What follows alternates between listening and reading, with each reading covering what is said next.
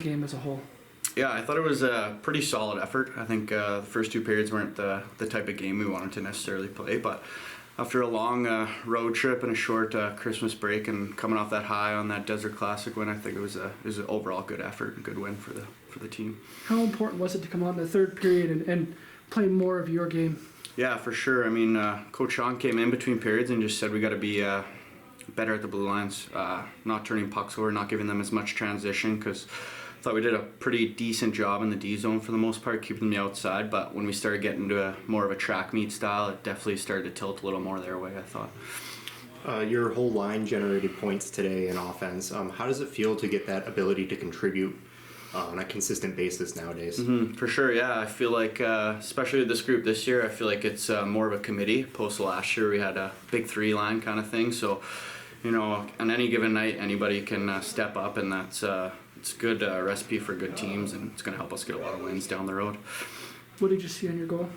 4-on-4, so lots of ice. Tried to swing around the net and get some speed, and then noticed the D-man just had a loose gap, not very tight. So Crespi dished me the puck, got a step on him, and just took it to the net.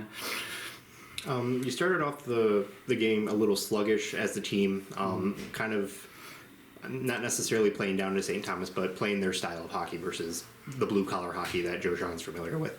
How do you transition from going into day two to try to keep that momentum and not fall back to that playing down or to their style? Yeah, for sure. I mean, that last game in Arizona, especially BU, you know, they like to play that track meet, so I think that kind of sucked us into that style of game a little bit. So it took us a little bit to get back to Huskies hockey and what makes us a good program. I think today was the biggest one, to be honest. Obviously, the first period and a sweep is, which is the goal, is the biggest period for sure, and just weathering their push off the start. But I think if we stick to our game plan, stay tight in the D zone, the neutral zone with our gaps, I think we could have a good result again. Is it hard playing 5 different teams back to back to back to back instead of getting like a 2-game series? Yeah, for sure. I mean, there's definitely a lot more preparation, more video for sure, to learn tendencies of centerman, neutral zone, D zone, O zones, all that types of stuff. But I think we're doing a good job at focusing on our structure and what makes us good. I think we're starting to realize we got a really good team, really good group of guys.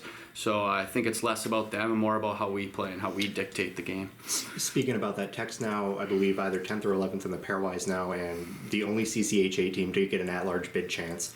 How is that pressure holding up for the team?